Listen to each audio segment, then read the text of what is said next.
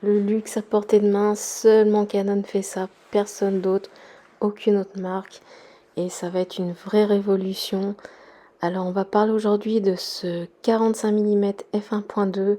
C'est une vraie surprise en fait, ils nous ont bien surpris. Alors pourquoi 45 mm et pas 50 mm? Pourquoi 45 mm? Parce que c'est tout simple en fait, Canon voulait en fait faire un mix entre poids, c'est-à-dire la légèreté, et le prix et l'encombrement. Donc voilà, ils l'ont fait assez petit, donc ça se glisse assez facilement dans un sac. Et s'ils avaient fait un 50 mm à f1.2, et ben en fait ils n'auraient pas pu, parce qu'en fait ça aurait coûté beaucoup plus cher, parce qu'il aurait fallu beaucoup plus de verre. Donc pour eux le compromis parfait c'était un 45 mm. Et il est vrai que 45 mm, 50 mm, c'est presque pareil. Et moi, je dirais même que c'est un petit peu mieux parce qu'on est un petit peu plus large. Et moi, je trouve que c'est pas mal du tout. C'est vrai que le 35 mm est plébiscité. C'est très vrai. Pour moi, il est trop large par contre. Et le 50 mm n'est pas assez large. Et je trouve que 45 mm, ça ouvre plus de possibilités, aussi bien dans du portrait que dans de la photo de rue, un peu partout en fait. Dans les photos de mariage, ça va être beaucoup plus polyvalent qu'un 50 mm, du fait qu'il soit un petit peu plus large. Alors c'est ça qui est bien. D'après les tests, il n'y en a pas beaucoup encore pour l'instant sur YouTube. Donc beaucoup commencent à dire oui, à ce prix-là, c'est pas aussi bon que les objectifs sériels, tout ça. Oui, on sait.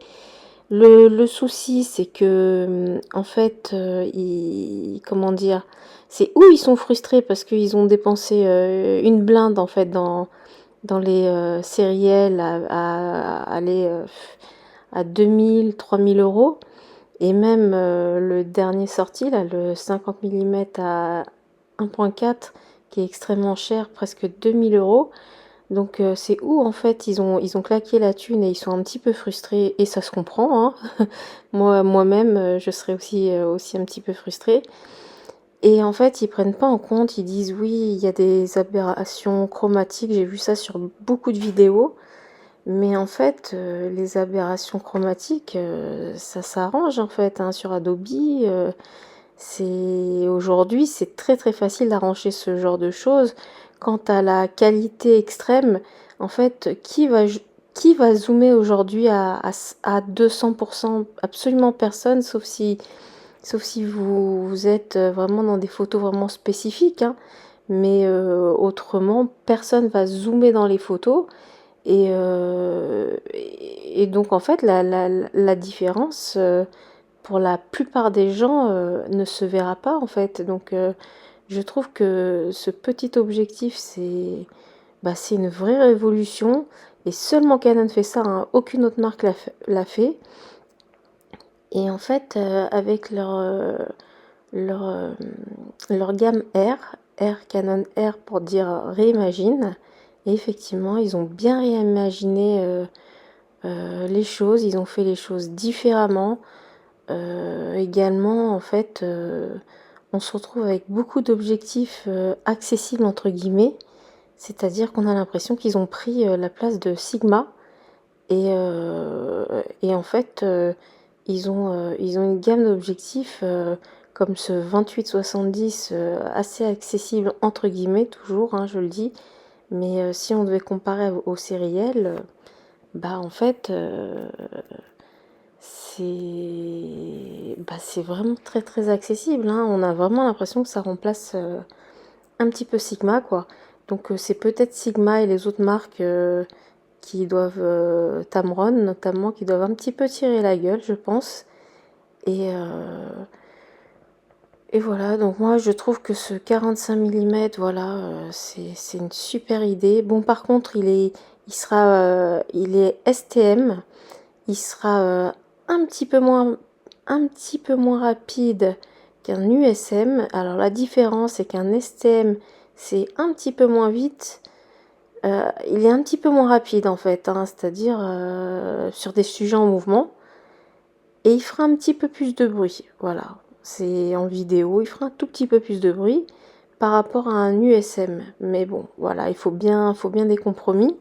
Mais il est également, d'après ce que j'ai vu, il est également quand même très rapide, hein. Il fait une mise au point assez rapide. Et moi, je trouve que c'est révolutionnaire. Ce qu'a fait Canon, là, c'est vraiment top. En fait, ils ont ouvert... ils ont ouvert une autre gamme en fait parce qu'avant on était sur c'était en fait ou de la PSC ou du full frame, du plein format, enfin du full frame quoi. Et en fait, il n'y avait pas, comment dire, il n'y avait pas entre les deux. Et là, en fait, ils ont fait une gamme entre les deux, ce qui fait que c'est un petit peu en dessous de leur gamme luxueuse en fait. Et donc c'est des prix qui restent accessibles et qui vont permettre à beaucoup de photographes de mieux s'équiper. Parce que en fait avant c'était obligé pour vraiment bien s'équiper. C'était ou payer tout plein pot ou aller vers le marché de l'occasion. Donc, et même maintenant, même aller vers le marché de l'occasion de la gamme EF avec les bagues. Mais là, en fait, ils ont ouvert une porte que vraiment aucune autre marque fait. Et je trouve ça vraiment cool. La Canon, en fait, quand, je me rappelle quand le Canon R est sorti, il a été très critiqué. Et on a vu beaucoup de photographes, peut-être que vous en faites partie, beaucoup de vidéastes également, qui ont vraiment critiqué Canon de manière assez virulente, hein, en disant oui, par rapport à Sony, ils sont en retard, et ça va pas, le Canon R, il a pas les deux doubles cartes mémoire, et il est trop lent, bien que le Canon R faisait des belles photos, hein, vraiment... Euh, très belle photo. Mais bon, effectivement, ils étaient très en retard. Ça, c'est vrai. Mais en fait, ils sont pas mis la pression. Ils ont pris leur temps. Et là, on peut dire qu'ils ont vraiment... non seulement ils ont rattrapé leur retard, pour moi, mais en plus, ils ont surpassé tout le monde, quoi. Enfin, c'est du Canon, quoi. Canon fait du Canon. Ils ont été créatifs. Ils ont été... ils ont pas couru dans le tas en fait, ils ont pris leur temps, objectif par objectif. Et aujourd'hui, en plus, Canon, quand ils sortent des boîtiers comme le R6 Mark III là, qui vient de sortir, et ben en fait, il est au même prix que le R6 Mark II à la sortie. Et ça, moi, je trouve ça top parce qu'en fait, il n'y a pas eu d'inflation dessus. Alors que chez Sony, moi, j'ai remarqué que d'appareil en appareil, le A7, alors le A7 classique, il était à un certain prix, donc tout le monde en parlait parce qu'ils se disaient oui, c'est un super appareil. Et Sony, ils sont accessibles et ça avait fait beaucoup de bruit, donc beaucoup de gens avaient été sur le A7 premier du nom. Après, quand ils ont sorti le 2, alors le 2 il était déjà beaucoup plus cher parce que pourquoi? Parce que Sony disait bah on a rajouté le stabilisateur, l'IBIS, on a rajouté ça, donc du coup ils ont profité pour monter un petit peu les prix. Le 3, pareil, ils ont monté, c'était encore plus cher. Le 4, encore beaucoup plus cher. Donc oui, c'est vrai que qu'il y a beaucoup plus d'options. Ça, je dis pas, mais ce que je veux dire par là, c'est que des fois, ils exagèrent un petit peu dans les augmentations de prix, quoi. Parce que enfin, le A7, le Sony A7, quand on voit qu'on est passé au A7 IV, la différence de prix, elle était folle, hein. Elle était folle, pareil pour les A7R. Entre le A7R2 et le A7R3 et le A7R4 et le A7R5, à chaque fois, ils ont monté les prix, mais comme des fous. Alors que là, en fait, Canon, bah là, ils ont rajouté beaucoup de choses sur leur R6 Mark III. Ils ont rajouté vraiment pas mal de choses. Ça en fait vraiment un appareil incroyable, polyvalent. Et ben, ils n'ont pas augmenté le prix. Et avec l'inflation, ils n'ont pas compté l'inflation. Et moi, je trouve que c'est assez fou hein, de la part de Canon ce qu'ils ont fait. Moi, je dis vraiment, aucune autre marque fait ça en fait. Et donc là, ce petit 45 millimètres, à mon avis, ça va devenir une référence en fait. Hein. Je pense même que, euh, que le 50 millimètres 1.8 il va plus se vendre autant parce que bon, peut-être il se vendra pour les débutants, ceux qui commencent en photo, parce que c'est un prix assez attractif. Et le RF, hein, comparé au EF, parce que moi j'ai les deux, euh, c'est le jour et la nuit en fait. Hein. On dirait deux objectifs complètement différents. En fait, le RF est très net. Hein. On a il est très sharp et c'est pas du tout les mêmes images qu'avec le EF 50 mm 1.8. En fait, pour vous dire, le 50 mm, le EF, on a l'impression qu'il y a comme un petit filtre diffuseur en fait. Si je devais vous faire une comparaison en fait, il est plus doux. Et d'ailleurs, ce 45 millimètres, tout le monde le compare à...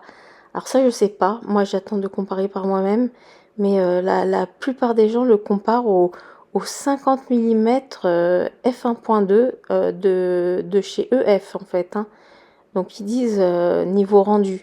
Maintenant, moi, je sais pas. Moi, je pense que vu que c'est un RF, pour moi, il sera beaucoup plus net. Parce qu'en fait, la gamme, la gamme RF est beaucoup plus près du capteur. Ce qui fait que, ce qui fait que de fait, en fait, les photos sont beaucoup plus nettes. Donc, faut attendre de voir et de tester, et même tester par vous-même hein, pour vous faire une idée. Parce que moi, j'ai déjà, en fait, ça m'a déjà fait ça assez souvent quand je voulais acheter en fait et que je savais pas du tout. Alors je regardais plein de vidéos sur YouTube et pour faire mon choix, pour m'aider en fait. Et en fait, des fois, ça m'arrivait vraiment d'être déçue. D'être déçue parce qu'en fait, les vidéos que je regardais sur YouTube dans les tests, c'était pas tout à fait pareil quand moi j'avais acheté quand moi j'avais acheté l'objet en fait. Et j'étais déçue et j'avais l'impression que dans les tests, en fait, c'était beaucoup de blabla pour vanter les qualités et que c'était pas vraiment détaillé, en fait. Et donc, moi, maintenant, quand j'achète, je me méfie un peu des tests et je préfère me faire une idée par moi-même, tout simplement. Et je préfère me faire une idée par moi-même. Et je me méfie un petit peu des tests, même si je sais que c'est pas facile de faire des tests pour YouTube, je sais que ça demande beaucoup de travail. Mais ce que je veux te dire par là, enfin moi ça m'est arrivé plusieurs fois d'acheter en fonction de vidéos YouTube tests que j'ai vues et d'être extrêmement déçue. Donc c'est pour ça que moi je vous dis de tester par vous-même si vous en avez la possibilité. C'est vrai que maintenant, on peut tester. Et, ils le font maintenant. Donc, c'est peut-être la meilleure solution. Prendre en main aussi. Prendre en main, tester dans les magasins, mettre sa carte mémoire et essayer de tester par soi-même. Et là, on se fait vraiment un avis. On se fait vraiment par nous-mêmes, en fait. Donc voilà, il y a beaucoup de positifs. Les gens sont ravis. Ce 45 mm, c'est une vraie surprise. Et bien sûr, j'ai vu beaucoup de critiques aussi, et c'est normal parce que si on a dépensé presque entre 2000 et 3000 euros dans un objectif et que on voit qu'il y en a un qui sort à ce prix-là, un f1.2 à 500 euros, quoi, c'est juste une dinguerie, quoi. Ils ont rendu le luxe à portée de main. C'est une très très belle surprise que nous a fait Canon, et moi en fait je leur dis bravo, hein, ils se sont pas laissés démonter, hein, là où il y en avait beaucoup qui vendaient leur matériel pour aller chez Sony. Ils ont été tellement critiqués au début, mais ils ont gardé la tête froide, ils ont fait les choses bien, ils ont fait les choses différemment, ils ont fait du Canon, du grand Canon, en sortant vraiment des des objectifs très différents par rapport à la gamme EF, et je trouve ça super en fait, hein. Je veux dire, il y en a pour tout le monde, pour tout type de photos, et je trouve ça vraiment top. Et moi j'ai très très hâte de tester ce 45 mm. Maintenant il faut attendre la sortie, et puis apparemment il va y avoir pas mal de ruptures de stock. D'après ce que disent déjà les revendeurs, et je comprends bien pourquoi. Ah oui, dernier point, donc il faut aussi en prendre en compte que ce petit 45 mm, quand vous allez le monter sur un APS-C, il va zoomer, hein. Donc ça peut être pas mal, hein. Monter sur un Canon R50, R10, R7, ça peut être pas mal, hein, aussi, hein. Donc c'est du 1.2, bon ça équivaudra pas à du 1.2, mais ce sera légèrement plus fermé sur de la PSC. Mais ça peut faire un objectif vraiment extraordinaire sur de la PSC aussi, hein. Ça, j'ai pas vu de, de test YouTube là-dessus, et j'aurais bien aimé d'ailleurs, c'est dommage.